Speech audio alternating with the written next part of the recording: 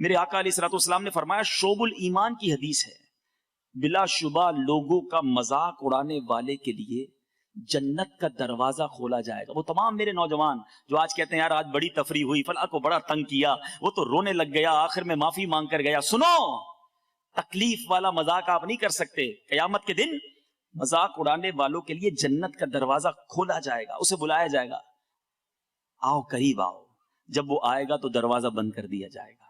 اسی طرح کئی بار اس کو بلایا جائے گا کہ آؤ جنت میں، وہ جنت کے قریب آئے گا، دروازہ بند کر دیا جائے گا، پھر دروازہ کھول کر بلایا جائے گا، آؤ آؤ قریب آؤ، مگر وہ اتنا مایوس ہو گیا ہوگا کہ لگتا ہے پھر جاؤں گا تو دروازہ بند ہو جائے گا، اس لیے وہ جنت میں ہی نہیں جائے گا۔ گویا جو دنیا میں لوگوں کو ستائے گا، قیامت کے دن اس کو اس طرح بتایا جائے گا کہ تم لوگوں کے ساتھ جو مذاق کرتے تھے آج جنت کی طرف بلا کر دروازہ بند کر دیا جائے گا۔ یہ انداز نہ رکھیں، تکلیف ہوتی ہے۔